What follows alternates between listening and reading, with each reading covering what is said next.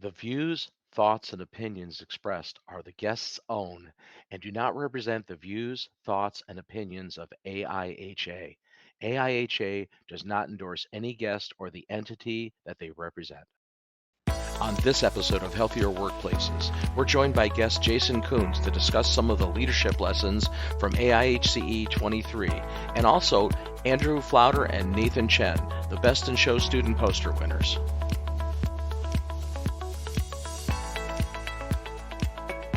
Welcome to another episode of Healthier Workplaces. I'm Bob Krell, founder and publisher of Healthy Indoors Media, and your host for this program from AIHA. Stay with us. Meet Alice Hamilton. She was an early pioneer in what we know today as industrial hygiene. Her work had a profound impact on AIHA's earliest members.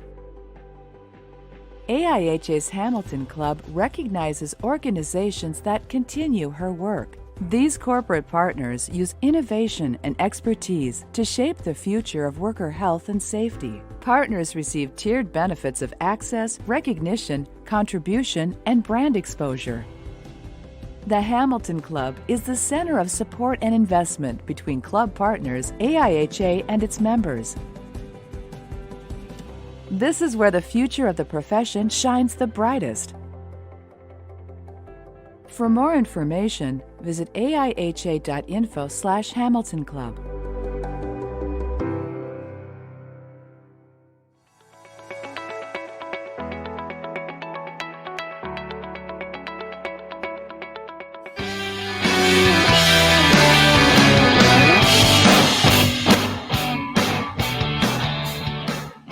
Right, back here live, recording live from AIHCE 23 in Phoenix, Arizona for the Healthier Workplaces show.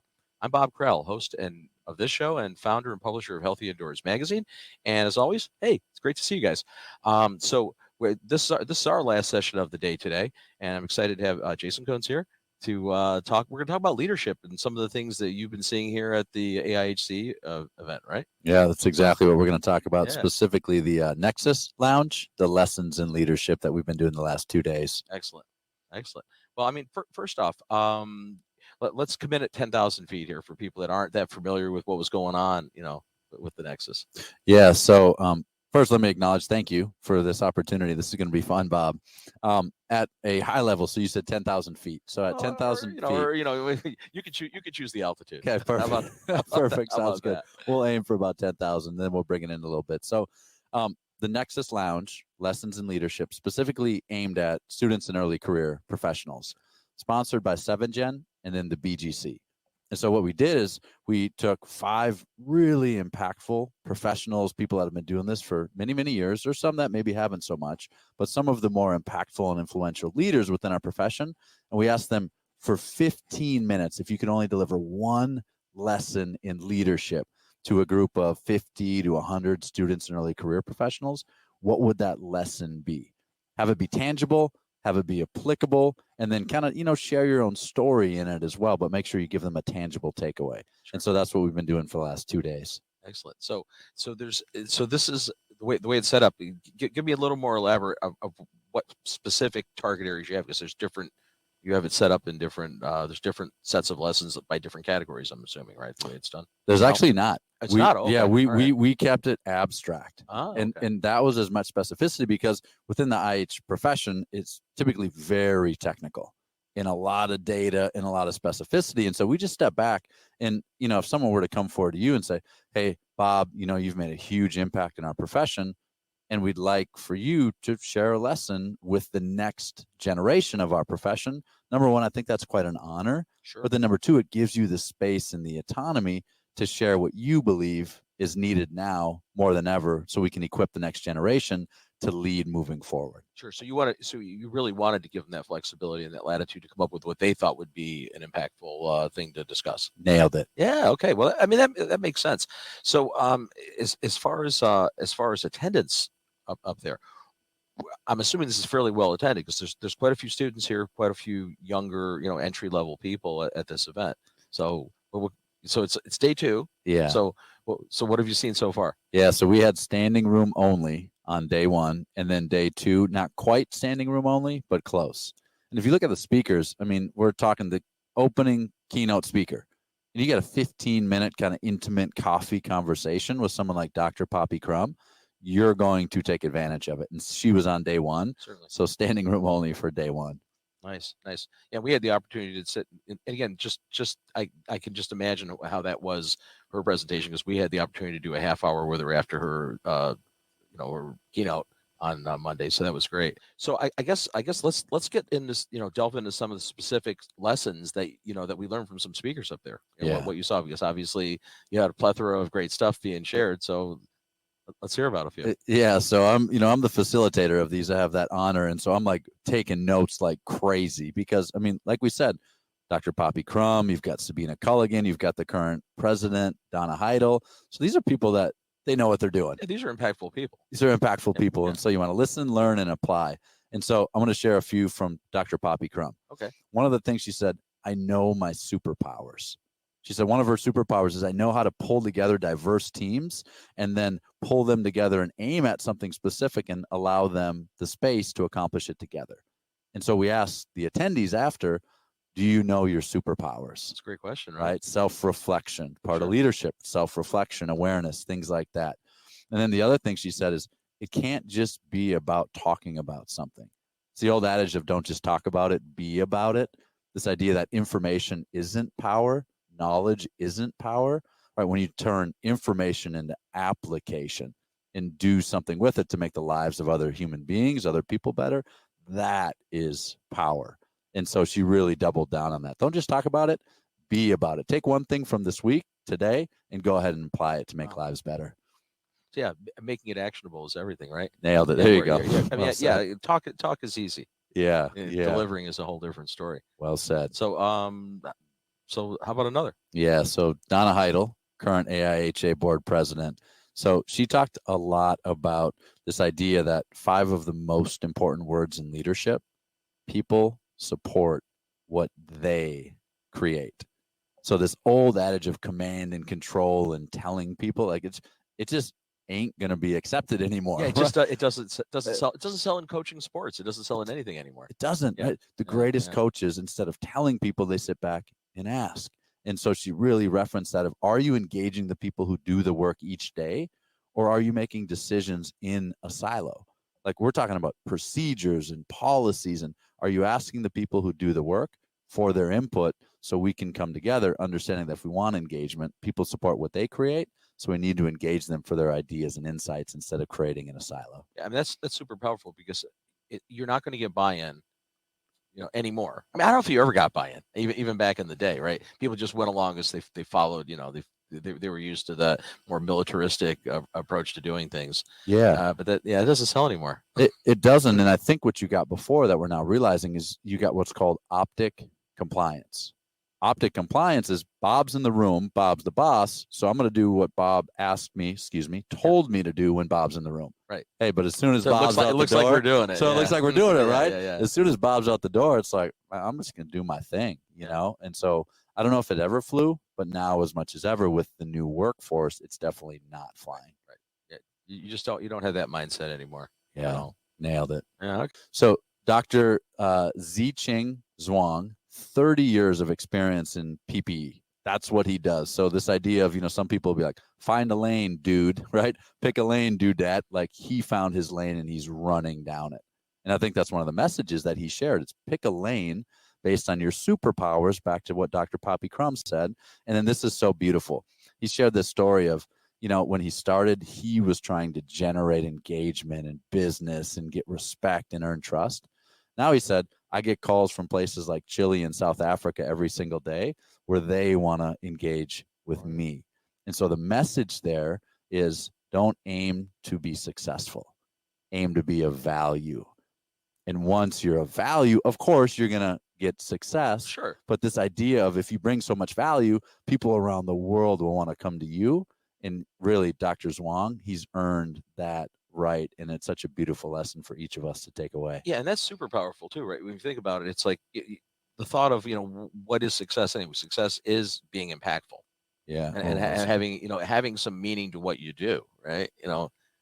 That They go together. Yeah, you nailed it. Clearly. I mean, clearly. you nailed it. Yeah, you're taking what I say and you're making it much more concise and impactful, Bob. You do a good job Oh, of sure. summarizing, man. You do a That's great my job. job. You do, That's what happens when you're a show host. yeah, well, you get pretty good at it, huh? A lot of repetitions. Yeah. And then I need to acknowledge my dear friend Sabina Culligan. I mean, she is a pioneer in this space. And there's something really specific that she had said about her current role with the BGC. And I don't want to make sure to step over this. So she's the youngest, only first Black female to chair the BGC. Again, one of the sponsors of this event. And Right. she was dropping dimes in the Nexus Lounge. One of them, she said, just because the door isn't open doesn't mean you're not supposed to be inside. And so this idea of if you didn't get invited to the meeting, how do you find a way tactfully, strategically, respectfully to make sure that you can get a seat at that table? And then, as Little Wayne said, right, one of my favorite poetic philosophers, once you get a seat at the table, you better do something with it. Right. Well, and that was one of her themes. Yeah, and she's like totally on track with that. It's like you can't. Sometimes you have to create opportunity. You really do. You just settling for what somebody's off. You don't necessarily, especially if you're you're an entry level person. You're not necessarily part of the club, right? The door just doesn't naturally open for you. You've got to find resourceful ways to get yourself in the room and demonstrate that you bring value. That's so good. Yeah. That's so good. It's what I heard in there is we have to create the opportunities, and then once we do, to demonstrate the value. Absolutely. I mean, right? People, the whole concept of luck in your career and everything. Luck is I think really more of a determination of what you've done to be prepared. Luck, I think, is created. Yeah, a lot. Yeah. Often. Yeah, I love that. Yeah, something Michael Oakes, one of our speakers, shared today is that his dad always leveraged the 5P process. And his dad was a plumber, right? But he said this applies everywhere. And these are my 5Ps. It's a version of what Michael said. Proper preparation propels prestige, performance. And so it is, isn't it? I was like, ooh, I'm going to write that one down. Yeah, that's good. And it gets back to, okay, the door isn't open, or maybe it is. But if it's not open, how do we get a seat at the table? And then how do we properly prepare so we can propel performance once we actually get that seat at the table? Right, because the seat at the table, if you don't actually do something with it, is pointless. And actually, you've almost reinforced why you shouldn't have had a seat at the table. Oh, interesting. Think about it, right? In that Oh, perspective, that's right? good. Yeah. And you had mentioned, and what I did take away from that is you mentioned doing it respectfully and doing it because barging your way through and forcing your way into a situation is not going to ingratiate you and be beneficial for you, force your way in. Yeah. You want to find a way to creatively get in. Yeah. That's beautiful that you said that because I actually asked Sabina, I was like, so what I'm hearing is that sometimes we need to kick the door in. And she goes, no. You need to be creative and tactful and strategic. Exactly. Kicking the door in does not make you popular in the room. Yeah. Well said. And so listen to Sabina, not Jason, and then listen to Bob in that regard. Oh, listen to Sabina more than both of us. And I want to build on this because it transitions perfectly into what Kathy Mako said today. She was our first speaker today. What she said is she has this idea of open the door theory. That sometimes the door will kind of magically open. And when it does, take the opportunity to step through that door. So it's this idea that sometimes we get luck, right? Or we get an opportunity, but if we don't have the margins in our life to recognize that a door just opened, we might walk or run right past it because in today's world, we're moving so fast because the world is moving so fast, but the magic actually happens in the margins.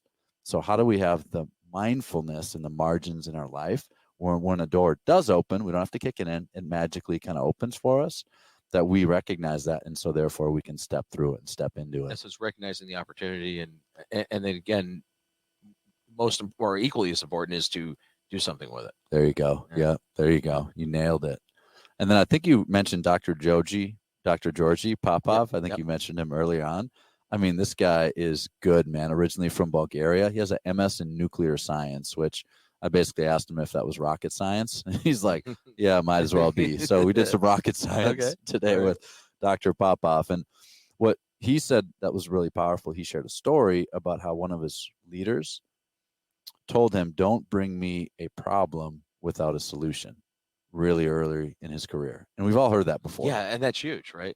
It's huge and it's dangerous. Okay. Because let me unpack this, right?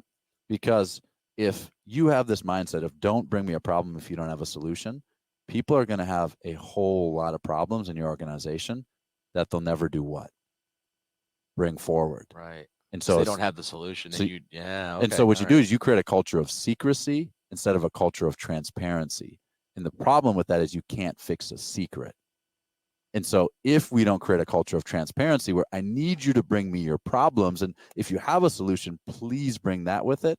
But it's not this idea of only bring me a problem if you have a solution. What that does is that does this in your organization with the problems, and you jam them down to the shop floor instead of raising them up to the people that can actually do something about them. And so Dr. Popoff, he said, okay, how do we take a step back and be people that create cultures of transparency and openness so we can collaborate to solve problems? Right, because you don't necessarily need to bring the solution. You can, more importantly, is you bring the problem to light, and collectively you work together to solve the problem. Nailed it. Yeah, okay. Nailed it. Yep, right. Exactly. And then Melissa Rupert, I mean, she's always fantastic. And something that she did and spoke to is seeing the greatness in others. And it circles back to this Johann von Goethe quote, a German poet, philosopher, and scientist, quite a dynamic guy. He said, if you, and this is gender neutral, of course, see a man as he is, and he will remain that which he is. See a man as he could be, and he will become that which he could be. And so, as leaders, as mentors, as sponsors, are we seeing the students and early career professionals as they are, or are we seeing them as they could be? And if we engage with them for as they could be, as their potential, then You're helping them rise to that. Then we're helping them rise to that. Yeah. And so she was so effective in communicating that message. That's our job for them, and it's their job to get around people that see them as they could be. Nice. Clear on that? Yeah. Okay. Cool. Yeah. Very cool. And then this is so powerful because we have to be effective communicators in our profession. It's so hard to take technical information and make it simple. It's really hard to take technical information and make it more technical. Oh, yeah. Right. That's really easy. Yeah. Well, that's very easy. It's very easy. And so something that she shared, it's called tying down your message. So when you share a message, number one, we have to simplify it. But then number two, the most important words to share, phrase to share after we share a message is, the reason I share that with you is because. And so if we take a look, like people are great at storytelling, for example. But if you're telling me a story just to tell me a story, you just wasted my time. Right. Right. And just be frank, in a professional setting, you just kind of just wasted my time. If we share a story, and then what we can do, right, is then share, the reason I share that with you is, I'm going to share with you now some data. And this data, if we understand it, can allow us to keep our workers safe. But once I share this data with you, I'm going to need you to do something about it because we've uncovered some overexposures within our workplace. So it's like a brief story, but the most important phrase, the reason I share that with you is because. Then we have the audience, and now we can deliver the technical information because we've earned the right. So Melissa was phenomenal at delivering that message. Excellent. I'm happy to be joined with two guests who won the student posters. So we have Andrew Floater and Nathan Chen. Hi, how are you? Good. How are you? Good. How are you? Good, good. So I guess the first thing is, I'm going to have each of you tell us about your research topics, what inspired you to pursue it, and, and really what inspired you to get into OEHS, So I guess I'll pose it to you first, Nathan. Sure. My research topic is to assess how much vibration level the groundskeepers received by their hands and arms. And also, we evaluate the relevant health effects on their fingers, hands, and arms. So it is also, I inspired the topic is because of the first time I came to the Alabama, where I studied pursuing my PhD program. And there are a lot of trees, grass, and forests. And so the groundskeepers is a very big population there. And that's how I started to look at like what kind of risk hazards they have. So that's it. Excellent. So I guess I'll pose it over to Andrew now. Yeah, my topic looks at anti-neoplastic drugs in veterinary oncology clinics as a secondary source for contamination into home environments or patient environments. So for me specifically, I started working in one of my advisor's labs, Dr. Sylvia Balbo, as an undergraduate at the University of Minnesota. And we focus a lot more on toxicology and mass spectrometry. And then when my second advisor, Dr. Susan Arnold at the Exposure Sciences Sustainability Institute, approached me, it was like a combination of both fields of this industrial hygiene and analytical chemistry that I've been doing, really in tandem, focusing on a population that's really undersampled, and there's a potential for a risk that's really not been discovered yet. Excellent. So, so you guys, is this your first time attending AIHC? Yes. This event? Okay. Mhm. So, I mean, this is pretty much the preeminent conference, for the occupational health and safety environment globally, or especially at least in North America. So I guess I'm going to ask each of you expectations. Like what are your expectations for the event? You obviously had your posters, were featured here. But what are you looking to gain out of the event? I'll let you go first, Andrew. I'm really excited as it's one of the first industrial hygiene focused conferences that I've been to. My work focuses a lot on mass spectrometry, so the other types of conferences I've attended have been a lot more analytical chemistry focused. So in this event, I'm really excited to learn more about the policy and different types of sampling methods that like NIOSH is posing directly for like my research, or specifically with like the USP 800 and the other types of regulations and guidelines that we're going to see and really just learn from here. Excellent. And Nathan? Yeah, I came here because my study is just completed a certain stage, and I'm happy to share with my study to IH professionals and occupational health experts here and make some friends. I'm happy to listen more opinions from different points of views, and I'm interested and excited about to look at other people's studies and look at more new novel instruments in AIH conference. So are there specific areas that you think, so obviously you've got the educational sessions and the technical sessions, and then of course you have this exhibit hall, which is pretty robust, right? A lot of things is here. Are there any particular things that both of you are looking to pick up, and you can just throw it at me one at a time, I think the education sessions are going to be really great. A lot of the other conferences I've been to, it's you just sit down at an education session and you'll have 4 different presenters like rapid fire, and they'll just give you a really short presentation about their new mass spectrometry instrument or their new method that they're looking at. Whereas these sessions, they take a little bit more time. They go more in depth on very specific topics and engage you a lot more. So I'm really excited on going to ones that like really pique my interest or are very related to my research, and then connecting with others there and then learning from the experts. Yeah, I mean, I think that's critical too, because a lot of events, again, not talking AIHC, but a lot of the events that we attend with Healthy Indoors around the country, they do tend to be very snippety. You really don't get any deep dive into any sessions, and so I can see where that's there's a large benefit in being able to have just a deeper discussion. Nathan, any follow-ups on that? Yeah, like my research interest is related to exposure assessment of air pollutants, noise, and vibration. So I may want to attend more and contact with the experts of this area specific. And also, if I have more time, I'm happy to look at more different areas. Winning these poster awards, that's a pretty significant thing for you guys. Young gentlemen coming up in the industry. How do you think that this type of recognition at an event, prestigious event like this, how do you think that's going to help your career and professional development?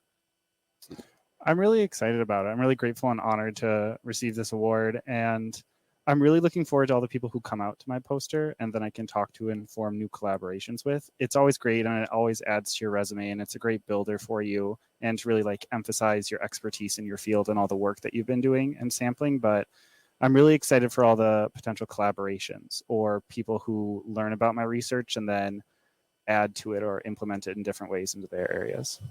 Yeah. Yeah, I agree with and Andrew, like about the very excited and very grateful for recognition. It really encouraged me and about what I'm done, and I'm very happy that the groundskeepers' health can raise more notification, more notice, and I believe the awards for me personally will help me get more context to the exposure assessment experts.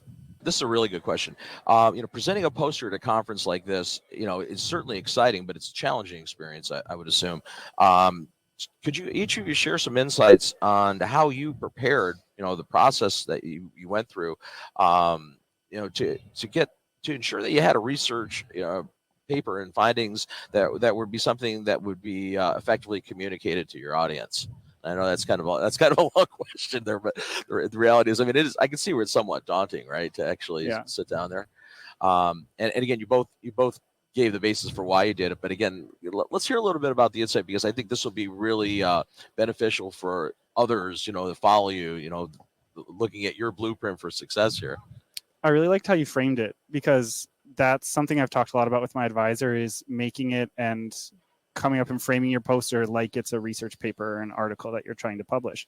So we ask ourselves, who is the audience that we're presenting and we're talking to? So I'm going to an industrial hygiene conference. And with that, what are the results that I want to display? So I start off with my figures and I pick what figures are going to be my key findings for my poster. And then you kind of work around that and build your story based on that. So as I'm not attending a mass spec conference, I'm not going to focus the majority of my time on that method development and analysis. It's mainly going to be focused on the sampling and the results and the impact that it has on others. So it's really like a combo of who's your audience and what are the key findings you want to take away from your audience. And then like with that being said, we always share our poster with all the authors and the collaborators who are listed on the poster. And it really helps you take a step back and they can point out some of the small details that you missed or different areas that you might want to spend more time or areas where you could remove some text or the overall design. So it's really helpful. And I really like taking in that approach. And as far as the process, this is a fairly long timeline, right, to do this? Yeah. So it's when I submit my abstract, I start working on my poster. So that's usually like the beginning of March, I would say, when the abstracts were due. And then it's like a month and a half of working on the poster. So Nathan, tell us about your process and how you put this all together. Yeah, like for real, I agree with Andrew. Like I'm trying to find my lab mates and my mentor and some IH professionals. I share with my study result to them and try to present my study result and to get their feedbacks. Sometimes there are some points I go into too detail and misleading the audience. So like I'm trying to revise it after every time after I present my study result, and I feel like that really helps me get the poster better. And I can see how that it's challenging to the extent that you do your research, you get that together, but then now there's also that live performance effect that you are actually trying to put something where people are going to come and interact with how you're presenting all that laborious work you put into it, but how do you convey that information, right? So that's tricky. Right. Thank you. But obviously you guys both have a handle on it because here you are. I think it's it's a lot of work sometimes too. We go through at lab group meetings. It's like drilling you on your poster. How are you going to give your talk? Like, what are your key points? Because you can't sit there and walk through your entire poster. It'll take 15 minutes, and no one wants to listen to all that. So it's a lot of pointing out the important things that you think are important, that are the key takeaways that your audience is going to really resonate with, and it's a lot of practice. Yeah, and typically how, like you mentioned, that obviously you're not going to have 15 minutes. What's your target time that you try to present? That you have to. I don't know. That's loaded. I mean, it's not an elevator pitch. You can't do it in 15 seconds. You No, know, it's hard. A lot of the things that like my advisors really helped is like we put QR codes on posters now, which is like a short 6-minute video that people can watch instead and get like a summary that they're looking for. But it really depends. I kind of hit on like an introduction, the specific type of method I'm using. For me, it's mass spectrometry, and then like my main results. And I try and keep it under like 5 minutes. And then if someone wants to go more in depth on like my method or my population of interest, then it's like a more free flowing conversation. But otherwise, it's pretty pared down. makes sense. So Nathan, similar thing. Like how what's your typical duration for your poster or presentation? Like how do you have it structured? Yeah, like of course, like need to discuss with my mentor, and also I think it really helped when I talk to IH professionals. I mean, they are definitely certain way they can understand it better. So actually, before that, I've made different kinds type of posters and trying to talk to them, and I think this one is the best from Excellent. the feedback. So Well, I mean, and obviously it was good because it was selected. So you obviously you hit the sweet spot, both of you obviously. So that's great. Many students aspire, to excel in their studies and make meaningful contributions in their field. Um, it- but based on your own journey and both of your journeys and your success, obviously your initial success here, what advice do you have for fellow students interested in pursuing a career in OEHS? And are there any strategies that you think make sense for students to be looking into? How are they going to advance themselves from the academia position and bringing it actually into a meaningful career? That was a very long question as well. It's like, I think like as industrial hygiene students, it is very hard to stay at the lab and just thinking by myself what kind of risk hazards it will have for that particular occupations. So I think the most important step for me, from my personal experience, is to uh, work into the that occupational workplace and talk to them. And to be honest, actually, I follow them entire working days, day by day, for several times, and talk to them. Like so, from the experience, I really know how they work and how their working life looks like, and from there, that's the most important step, I think. excellent, excellent. Yeah, for me, I think it was really nice when my advisors gave me the experience of for the research I'm presenting today it was based off a pilot project. So I did everything as the lead investigator. So I wrote the pilot project myself. I did the AIHA cook forms and got that approval. I spent time with the Clinical Investigation Center working with all of the veterinary oncology technicians and the owners and the consent forms. And then I'm the person going into the clinic and doing the sampling and then running the data and getting the results. So on one hand, that really practical in-field sample collection is really great. But also my advisors have really encouraged me to take as many classes as I can as possible, especially because I'm kind of a combination major and focus for my PhD. So it's environmental and occupational epidemiology, but I also have a focus in industrial hygiene and risk assessment. So whether it's taking like a cancer epidemiology class or like a human exposure class or even biostatistical literacy, my advisors really advocate for taking as many classes as you can to really get a broader grasp on what your interests are, and then taking those and using them in lab or using them in the field and sample collection, see if they really work out with you and if they're aligned to what you're looking to do. Andrew and Nathan, it's really great to have a chance to speak with you here about your poster presentations. It was again really exciting. I mean, it's always fun to speak with people coming up, new people entering the industry, and I wish you both continued success in your careers, and hopefully we'll see you again soon. Yeah, thank you so much. See you. So that's our show for this week. We'll be back again with another episode of Healthier Workplaces. Until next time, I'm Bob Krell. Stay healthy.